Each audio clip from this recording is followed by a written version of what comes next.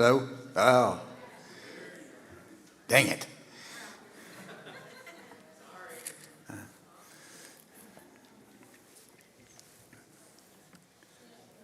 I was feeling, is this too loud? I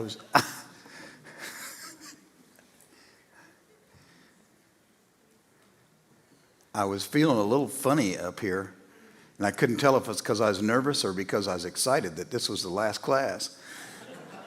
Now I know what it was. So, okay, let's open with a word of prayer. Father in heaven, as we come before you this morning, we're just grateful for the opportunity to do so. Once again, we're grateful for your word. We're grateful for the expounding of it that we've heard today. We're grateful for the resurrection and what all that means. And we're grateful, Lord, that we can have the knowledge that Jesus Christ is who he said he was, and that the scripture is true, and that we can live with you eternally after this life is over, Lord, because of his resurrection. And as we look into this final week here of your Old Testament law and some of the ramifications of that, Father, I just pray that you'd be glorified by it, and that we would have a better understanding of, who you are and how we might live for you in all that we do. Amen.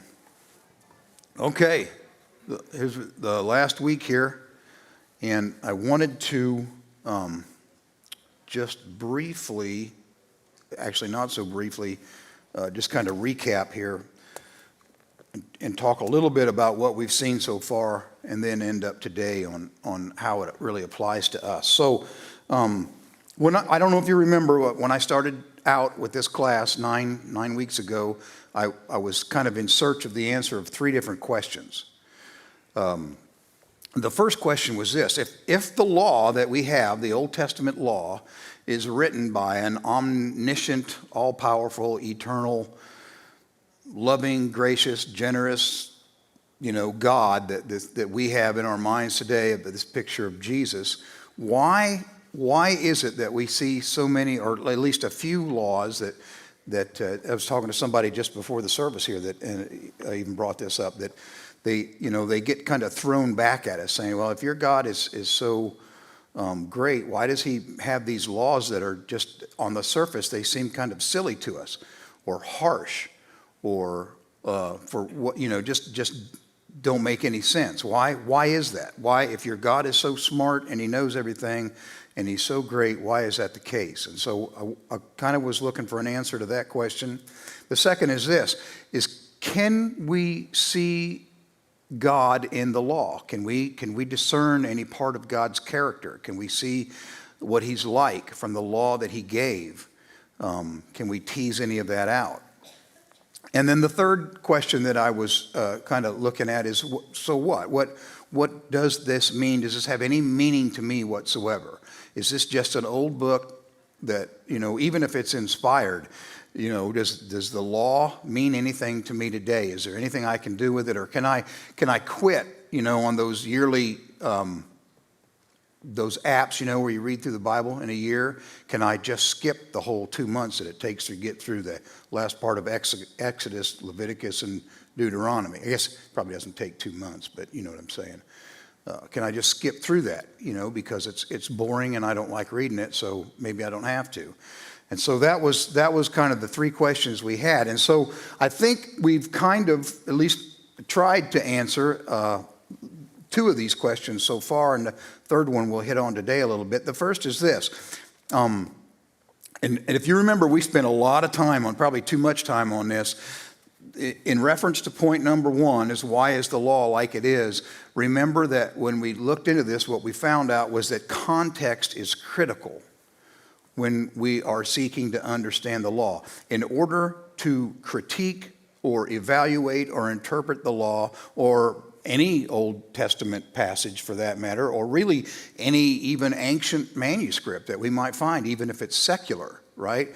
We must do that within the context that document or that whatever it is originated. If we don't do it within that context, we can't understand it from our perspective today, or we can't do as good a job. And when we think about how long ago this was, 3,500 years, that's a long time to get into the context. And so as we looked at that, What did we find was the context? Well, we found out that it was written at a time when most of the religions in the world were polytheistic, and the people that it was written to definitely had a polytheistic bent. They were coming out of a slavery in a polytheistic nation. Before they'd gone into slavery, they had been somewhat polytheistic, and so they had that going for them there. We saw that the worship of the time in the area in which they lived, in which this law was given, the worship to the pagan gods that went on was chaotic and immoral. Okay? Not only that, but the gods who were being worshiped were chaotic and immoral. They were literally without moral character, the gods that were being worshiped. Okay? And the emphasis, not just of worship, but the emphasis of worship and indeed of daily living was sensuality and what we would consider to be immoral activity. I mean, it's kind of like today's society, really. I mean, it was just, everything was based on the sensual. And there was a general lack of regard for human life that was in the world that still exists today, I think. Okay? And so we know, we looked into it, and we know that the law was given to accomplish several different things, to unite the people as a nation, as they had to have a civil law, a way of dealing with each other. But it was also given to show these people about God, the God who was calling them to be a nation of priests, a nation of priests and kings to him, his chosen people.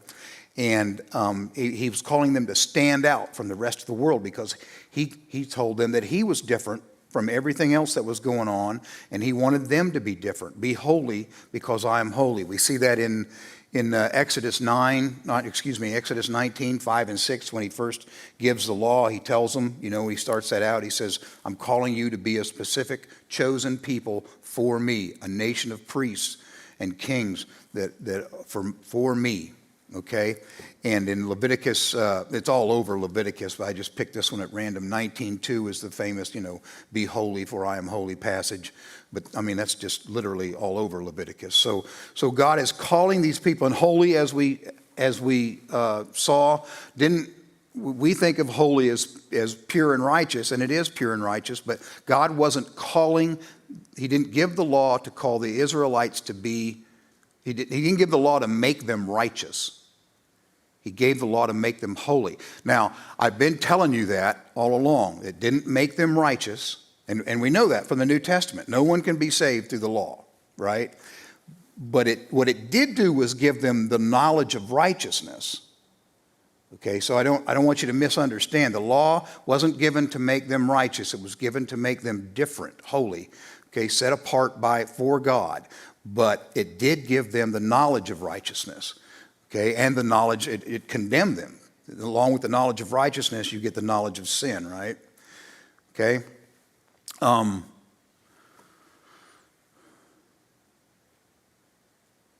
So that's why the law was given to them. And so if we put all that in our little tool bag here, I think that helps us, if you will, when we consider, on the point one, some of these laws that don't make any sense to us. If we look at that, maybe that helps us a little bit. And I just want to give you, because I think this is important, because I think it gets thrown up a lot. I just want to give you a couple of examples. Okay, so you don't have to turn there. I'll read it to you. But in Exodus 20, verses 20, I think I'll go with 24 through 26. This is, if you remember, Exodus 20, the first 17 verses are the giving of what we call the Ten Commandments. Okay? And he gives, in the first 10 commandments, first 17 verses, he gives the 10 commandments, and then he talks to him a little bit more. And then he says in verse 24, okay, after he's given the Ten Commandments, he reiterates in 23, have no other gods besides me. And then he says, you shall make an altar of earth for me, and you shall sacrifice on it your burnt offerings and your peace offerings, your sheep and your oxen, in every place where I cause my name to be remembered, I will come to you and bless you. Okay? Now remember, the circumstances, these people are on Mount Sinai. They don't have a tabernacle yet. The instructions for that are coming in the following chapters. They don't have a tabernacle. They don't have a temple. And so God's telling them, you can make me an altar out of earth. Okay? So that makes perfect sense. Then he says in verse 25, if you make me an altar out of stone, you shall not build it of cut stones, for if you wield your tool on it, you will profane it. That seemed odd to us. You can't use tools on this, but I'll be honest with you, I can't explain that. I don't know why that's there. I don't know why God would have written that or would have stated that. But perhaps it has something to teach them. But again, 3,500 years, there's a lot of things we're not going to be able to know. And then we have the really weird one. In verse 26, he says, you shall not go up by steps to my altar, so that your nakedness will not be exposed on it. Okay? So is God's telling these people, you can't even make steps to the altar because I don't want, I guess they wore robes, right? Probably, I'm not Scottish, but I guess you don't wear underwear underneath a kilt, right? So maybe they didn't wear anything underneath their robes, and he's telling them, I don't want you stepping on steps because I don't want your nakedness exposed in any way. Okay? And the reason I bring this up is because when I was doing research in this, I saw places where people would throw this up and mock it. What's going on? So is it true? Is God just embarrassed by human nudity? Is that the problem here?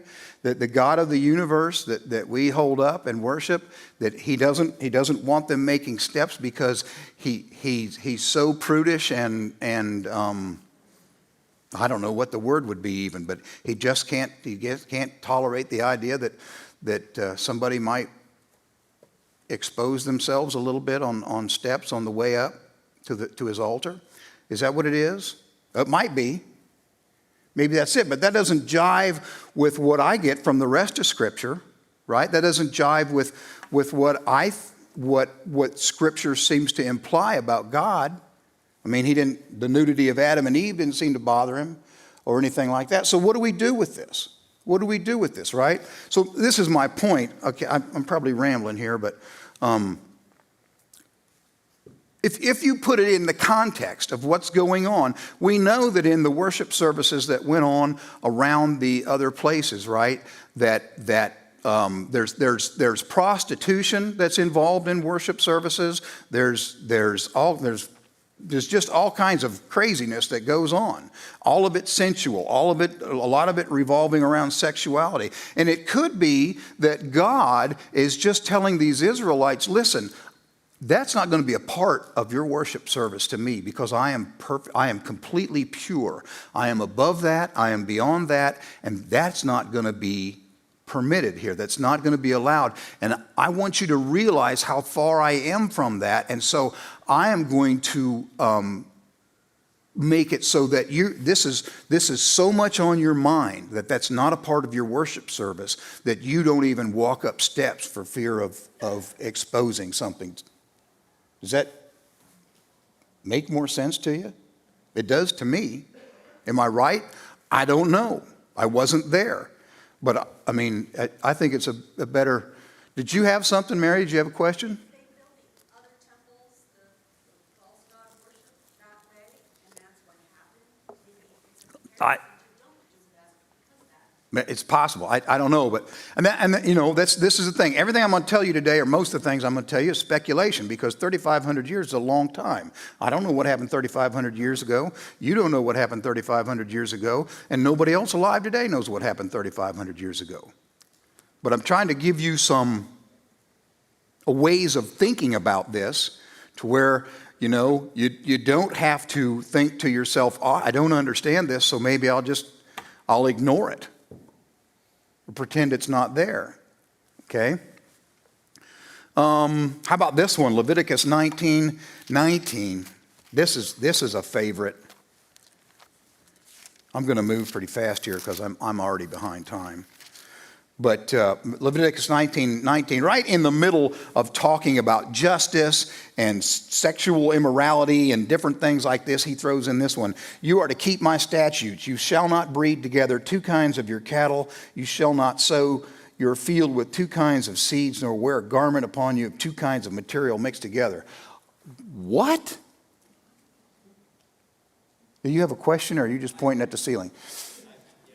So we know that there were texts written that have not survived, right? We talked about another letter to the Church of Corinth. We talked about accounts of the kings and so forth of Israel. So are you going to address the question of why these particular passages have survived down to today as opposed to being issued just to them at that time? I had no intentions of doing that, no. Okay. God is omnipotent. He can do what he wants. And I guess that's kind of what the focus of this is why is this here if it doesn't apply to me? Why would it be there? So that's question number 3. What am I supposed to do with all this, right? So just very quickly, I'll just throw you out a couple of things here, because I've heard this. Somebody was talking to me this morning about this. They hear this. Your God is so silly that you can't wear 2 types of clothing, right? You got to throw out your polyester and whatever. What gives with that? Well, I don't know. To be honest with you, that's the real answer. But what about this? If we look again, reach in our little magic bag of context here and think to ourselves, well, for one thing, we know that throughout this thing, that the law, or studying the law, that the Sabbath has been emphasized. God wanted the people to rest one day a week. He wanted them to rest. If you read through that, he doesn't say, I want you to set aside this day to worship me or anything else. He says rest, rest, rest, over and over, okay? Rest. Why would he do that? I don't know. He wants them to rest. But maybe, as we talked about, I think last week or 2 weeks ago, maybe one of the reasons might have been because he wanted them to depend on him. He wanted them to realize you don't have to work 7 days a week because I'll take care of you. And maybe he's saying this here. I don't know. Maybe he's saying, you know what? You don't have to spend all your other countries are breeding their cattle and praying to their gods that for the best harvest and sacrificing their children and praying to the storm god and the wheat god and the cow god or whatever, that all this stuff will happen. You don't need to do that. You just need to be obedient to me and I will take care of this. So you don't need to interbreed your cattle or interbreed your seeds looking for the best possible crop. He didn't have a problem with this because Jacob did something similar to this back when he was working for Laban, right? And that worked out really well. God blessed him for that. So it doesn't seem like God has a problem with that principle per se. But he's telling the Jews they can't do it. And maybe that's because he's trying to emphasize to them, you don't have to spend your time doing that because I will take care of you. I will make sure that your cattle increase and I will make sure that your crops are fine. You just work on obeying me. Maybe, I don't know. Maybe not. Maybe there was something else going on. Maybe he's trying to tell them, look, I am so holy. I am so pure that I want to emphasize that to you. And the way I'm going to do that is to make you remember every time you get dressed. I can't mix my type of clothing because God is not tainted. The God I worship is not tainted by anything. You got to pick, right? Is he just a petty tyrant making silly rules, or is there a reason behind it? Again, this is all speculation. I don't know. But if we look in our bag of context, we can see that there might be other reasons, right? And then finally this one, everybody loves this one. Chapter 20, verse 13. If there's a man who lies with a male as those who lie with a woman, both of them have committed a detestable act, they shall surely be put to death. Their blood guiltiness is upon them. Man, how many times have you heard that? If you're a Christian, you hate all gay people and you want them to die. You think they should die. You think the death penalty should apply to them, right? Now, I will tell you this. God says right here, I'm not up here to apologize for him. He says what he says. He's never asked me a question that I know in my life, right? He's never asked me for anything, for permission to say something, so I'm not going to make excuses for him. He clearly says this is a detestable act. And in the nation of Israel, if you got caught doing that, you would lose your life. That was the law. But he doesn't tell the nation of Israel to go throughout the world hunting down gay people. This law did not apply to any nation but Israel. It wasn't applicable to the Egyptians or the Arcadians or the Hittites or the Jebusites or the Moabites or the Edomites. He didn't tell the people of Israel, go throughout the world hunting these people down. He didn't even tell them, go through Israel hunting these people down. He said if there are two people caught in this act, then they both lose their life.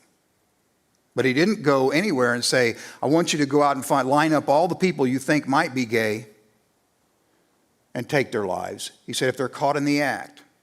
Okay, so this does seem harsh to us. I won't deny that. But to take something like this, and again, remember, none of these laws applied outside of Israel.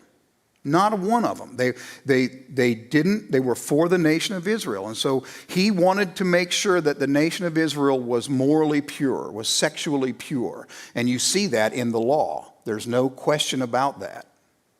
Adultery was also punishable by death. Okay? Kim?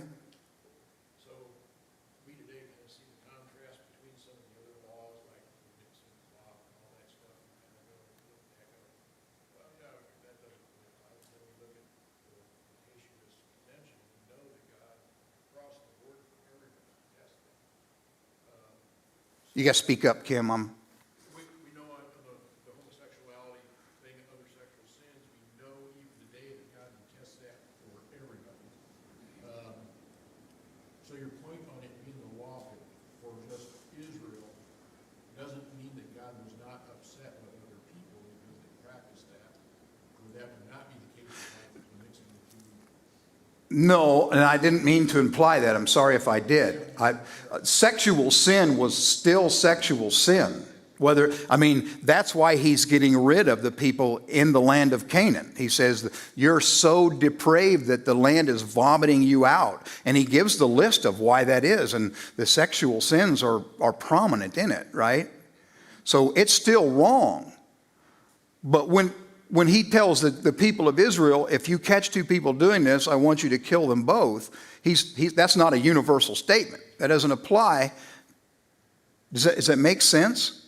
Yeah, so I guess the reason I bring it up is we as Christians today, when we say the law does not apply to us, like Israel, we try to discern, but God's still upset with this, but he doesn't really care about this for us. So Yeah, right. So to say, to extrapolate backwards and to say, well, if it's not in the law, then he doesn't care about it, that's a misnomer. We don't want to do that. But what we're saying that is he had a specific thing that he wanted Israel to accomplish here and to reflect his character, his personality, and his purity for Israel. I mean, we'll get to it eventually. I hope we do. We're getting low on time already. But, I mean, do you realize, all of you, most of you, I don't know all of you, okay? But I'm willing to bet that most of you are not Jewish. And if that's the case with you, had you lived that long ago, this law wouldn't apply to you, and neither would the covenant. You would not ever, ever, ever, ever be given the chance to become a part of the people, the chosen people of God, because this didn't apply to you. You were outside of it. Does that mean that you could never worship God? No, as we pointed out, there were instances where people from outside the nation of Israel worshiped God and seemed to have some sort of relationship with him, but not this relationship. They were never the chosen people of God. They were outside that covenant, and so would you be if you live back there and you're like me and not Jewish. I am so far off my notes now that this is crazy. Okay. All right, let's just move on. Point 2, God's character. This one, I'll be honest with you, was a lot more difficult than I'd hoped it would be. Because the context is so difficult. I was really hoping that we would be able to go through this law and see, be able to pick out different things and say, see how this is different and all that. And you can't, because 3,500 years is just too long. But there are things, for the sake of time, I'm just going to skip to them. I do think there are things that we can see about God that he in the law that he gave the Jewish people. Okay? I think, for instance, that we can see God's sense of purity, as we just talked about. I think that comes through clearly in the law. I think that we can see God's sense of order and propriety. You know, we have this kind of mass chaos going on in the world around when it comes to worship and things like that. You know, again, I keep going back on it, but think about the Israelites when they were worshiping the golden calf. What was going on then? Think about the prophets of Baal when they were trying to call down lightning on the thing with Elijah, right? Think about what was going on then. That's the context that we're talking about. Now think about the page after page after page of instruction that we have from God on how to worship Him. Everything is laid out. It's orderly. It's orderly. How's that? Okay, we'll just leave it with that. You know, there's nothing left to chance. Everything is smooth, and there, you know, there might be some singing or incantation of the Psalms or something like that, but there's no crazy stuff going on. It's a process, and it's very well worked out, and we see all that. The temple itself, the tabernacle itself. I mean, read through the instructions on that. Everything is right down to the number of loops on the veil. Everything is laid out perfectly. Everything is very orderly. No chaos involved, right? Nothing left to chance. Okay?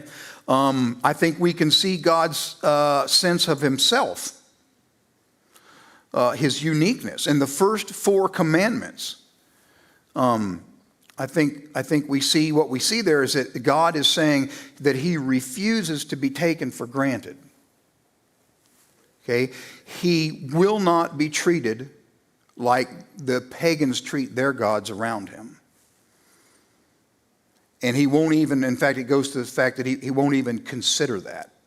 He doesn't even want to be considered in the same league as those other gods. If you read, after that Sunday school class, I think that was the same day as the Agape picnic, and I was sitting out there at the Agape picnic with a couple of guys, and we started out talking about the don't take your name in vain commandment, and we kind of worked through that. And when you start getting down, when you start kind of working through what the ramifications of those first 4 commandments are, you find out that essentially what God is saying is that you will not take your attention off me at any time for any reason. I'm the highest good that you can have. Therefore, everything that you do should be oriented towards me. Okay? Now, how many people can live like that? Does that describe your life? It doesn't describe mine, and I doubt it described the Jews at the time, right? But we see that. We see that in His law. We see what He does. And I think we see the mercy of God and the grace of God in there too, and the fact that right there in the first 4 commandments, what we find if we really look into them is that none of us are capable of keeping them for any length of time at all. And yet we're not struck dead. We're not, I keep saying we, again, the law didn't apply to us, but those Jews weren't struck dead. They weren't wiped off, It took 1,500 years before God finally brought judgment to them. So I do think we see His long suffering and his mercy and His grace involved here. So, okay, that brings us then to the last question. What does the law mean to us? Okay? And this is actually fairly easy. So, essentially, the law doesn't mean anything to you. Would you believe this? I hate to tell you this, no notes. Actually, I'm fairly fortunate. It only happened to me twice this whole 9 weeks. So you're going to have to just deal with my random thoughts here as we go through this. But essentially, in a nutshell, the law doesn't have anything to do with you. Again, you're not Jewish, most of you. I don't know all of you, but I don't think many of you are, right? So the law never would have applied to you. And when we get to the New Testament and we go through there, what we see is that the law doesn't really apply to anybody anymore. Go through Romans 6, 7, and 8. Galatians, all of this stuff. We go through there and we see the law does not apply. Why is that? Because the law was given to initiate a covenant. Okay, the law was given to initiate a covenant. When God gave that law, he initiated that, what we call the Mosaic covenant, to the nation of Israel. And now we get to here in 2022, we're operating under something else, what we call the new covenant, right? And we see that over and over. Paul talks about, I don't have the references anymore. I really was kind of scared that was going to happen. Wait, maybe. There we go. Just, sorry, never mind all that stuff. Wrong screen.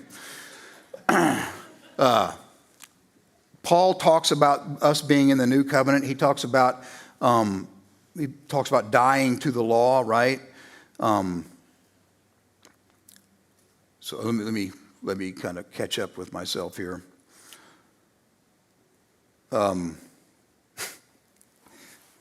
So at any rate, we're under this new covenant. And it's the covenant of grace. Now, most of you are probably thinking to yourselves, well, we are under grace. That's what we're under. And that's true. We are under grace. But that doesn't mean there's not a law that we should submit to, right? There is a law.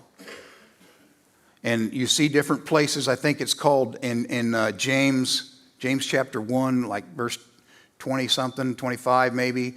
It's called the perfect law, the law of love, right?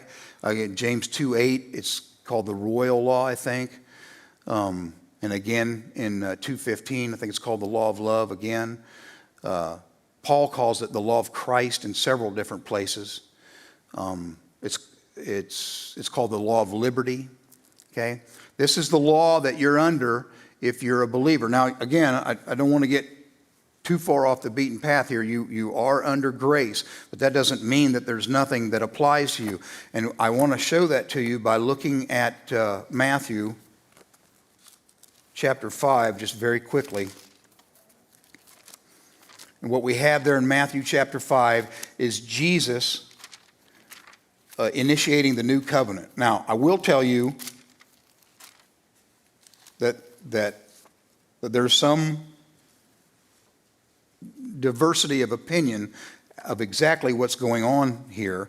I read this little book called The New Covenant Lawgiver by a guy named Michael J. Vlach. That's where I'm getting some of this that I'm going to tell you. And if you have questions about what exactly is going on in this section of Matthew 5, you might give this book a read. I found it very, very good. But essentially what this guy's arguing and what I'm parroting then to you is that this is Jesus initiating the new covenant, the law that kind of initiates the new covenant.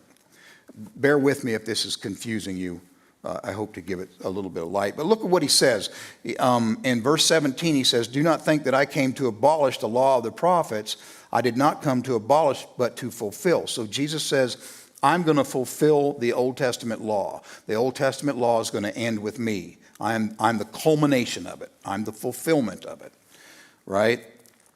And then he says in 19, "Whoever annuls the least of these commandments," and we're tempted to think that he's referring back to the law that he just referred to, but again, read the book.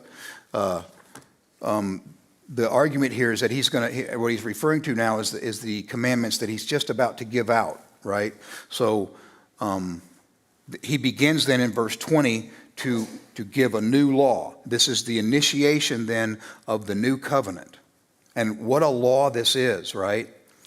This is kind of scary when you look at it. "For I say to you that unless your righteousness surpasses that of the scribes and the Pharisees, you will not enter the kingdom of heaven." Now, the scribes and the Pharisees get a bad rap, and rightly so. But, I mean, no one can doubt that they're sold out, right? They're hardcore. They're not playing around. They're sure they're hypocritical and pretentious and prideful, but they're not goofing around. They're serious about the way they live. And here's Jesus saying, look, and if you can't match, not even match, if you can't do better than them, you're not going to make it. You're not good enough. And then he starts in, "You've heard the ancients were told, you shall not commit murder." That's the thou shalt not kill from the Ten Commandments, right? You shall not commit murder, and whoever commits murder shall be liable to court. But I say to you that everyone who is angry with his brother shall be guilty before the court, and whoever says to his brother, you good for nothing, shall be guilty before the Supreme Court, so on and so forth. You've all heard that before. I won't read it to you again. But look, imagine that. In the Old Testament law, which all of us say, wow, that is so harsh. The Old Testament law was, if you don't kill anybody, you're doing all right. Here Jesus says, you can't be mad at somebody. Okay? Let's look at another one here. Adultery. Again, in the Old Testament law, adultery, death sentence, unless you could pay the ransom, right? And the ransom was whatever the offended party decided it was. So unless you could pay the ransom, the penalty for adultery was death sentence. What does Jesus say? You have heard it said that you shall not commit adultery, but I say that everyone who looks at a woman with lust for her has already committed adultery in his heart. Holy cow. And look what he says here. Look at the drastic steps.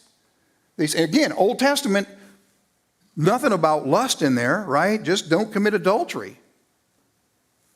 But here Jesus says, if you're lusting, you're doing the same thing as committing adultery. And it's so bad that he says, as a metaphor now, if your right eye makes you stumble, tear it out and throw it from you. If your right hand makes you stumble, cut it off and throw it from you. Look at the drastic action. Not literally, but metaphorically, look at the drastic action he's saying, you should take to get rid of this sin in your life, to get rid of sin in your life. This is how seriously you should take it. Examine your own life. Is that your attitude towards sin? Okay? Divorce. That the Old Testament Jews could divorce their wives for a narrow set of reasons, but not real. Anyway, he changes the circumstances of divorce to a very, very narrow thing. Vows, and again, and remember in the Ten Commandments, thou shalt not take my name in vain. That referred to vows. Don't swear falsely or anything like that. Jesus says, don't swear at all. But just keep your word. This is not a suggestion. Remember, this is the law. If you don't surpass the righteousness of the scribes and Pharisees, you can't get in. And this is the conditions, right? Okay, and then the law of retribution, an eye for an eye, a tooth for a tooth. Change that, completely eliminates that and says, instead of that, when somebody hits you, turn the other cheek. Somebody takes your coat, give to them, your pants or something, whatever, give to them some other thing, right? Completely different, completely impossible from our perspective, right? And to pray for you. Anyway, we got to move here, but how are we going to do that? You can't keep the Old Testament law. How are you going to keep this one? Well, praise be, right? That's where grace comes in. We can't. Romans 10:4, Philippians 3:9, Romans 3:22, just for the sake of brevity, I'm not going to read those to you, but here's the thing. The Old Testament law told the Old Testament Jews that they weren't righteous. But we, on the other hand, we see this law, we know we can't keep it, right? But what happens is that we, because of Christ, get righteousness from him. Our righteousness comes from Christ himself. Therefore, even though the law is there, the penalty, we've been ransomed. Okay? We have been ransomed by the payment of Christ from a law that we can't keep, and ushered into this new covenant in his righteousness, in his blood. Okay? And again, I really feel like I should spend more time on that, but we're out of time. But that's the beauty of what Gary's been talking about with the resurrection and the sacrifice of Christ, is that the righteousness of Christ is transferred to us, and he takes our inability to meet that law, our sin, upon himself. And so even though this law, this new covenant law is valid, and we should be seeking to accommodate that, I'm talking too much here, I'm getting ahead of myself. But the point is that when we fail, when we don't keep it, we're covered by the righteousness, the sacrifice, the blood of Christ. His righteousness is ours. Okay, so I said all that stuff the last 9 weeks just to tell you this. What difference does this make to me? How does this apply to the Old Testament? Well, so again, the Old Testament law does not apply to you. But does that mean it's worthless as far as reading? I don't think so. I think if we look at that Old Testament law, we can use that to kind of help us out. Remember, this new covenant law is the law of liberty. Okay? So there's a lot of commands through the New Testament that are given. A lot of commands. Be not anxious. Okay? That's a command. He's not suggesting that. That's a command. Don't be anxious. Okay? Or be anxious for nothing. Okay, not many of us keep that. Not many of us even look at it as a command, but that's what it is. It's a command. It's part of the new covenant. Okay, But it is the law of liberty. So we're all given a little bit of flexibility in how we deal with this individually. And I think going through the Old Testament that can help us if we look at that. I'm just going to give you one very, very quick example in Romans chapter 12, verse 2. Paul says, do not be conformed to this world, but be transformed by the renewing of your mind. Okay, this is just one example. When you look at that, what is it, you got to ask yourself, what does it mean not to be transformed or be conformed to this world? Okay, when you look at that Old Testament law, what did God expect from those Old Testament Jews in terms of being different? Okay, so you look at that and you see the commandment, excuse me, don't be conformed, and you got to be thinking to yourself, well, if I'm interpreting this don't be conformed is okay, you know what I'm going to do? I'm not going to play cards on Sunday and I won't go to R-rated movies. Okay? In other words, it's supposed to be a joke, but in other words, I'm just going to skirt the bare minimum, right? Okay? Look at the way God called those Old Testament Jews to be different from the people around them, and then apply that to you in the same situation. Do you really think that would be enough? Again, this is I don't want to step on too many toes because this is the law of liberty. This is not defined, but if we look at the way that Old Testament was laid out, that Old Testament law, and we look at a command like this, maybe God is calling us to be drastically different. Not just different around the edges, but maybe in the way we dress and in the way we talk and the way we think and all kinds of ways. We're meant to be different. Maybe we really are, as Gary said, meant to be. I mean, we all laugh at Gary when he says that, but none of us want to be weird. But maybe that's what he's calling. And I'm not pointing fingers here. I'm just saying, we look at that Old Testament law. If we understand what's going on there in the context that it was given in, maybe that can help us, inform us on how we interpret some of these commands that are given to us today that are a little bit fuzzy. Anyway, I hope that made sense to you. I'm not sure it did. I don't even know it made sense to me, to be honest with you. It did when I thought it all up, but, things change. Anyway, I've appreciated you guys continuing to show up. Really, I have. I don't know why you do, but you did, so I do appreciate it. And next week, I think John Henry and Owen Cornelius are going to be teaching. I don't know who's doing what where, but I hope you'll come to those Sunday school classes as well. Thanks again, and good night.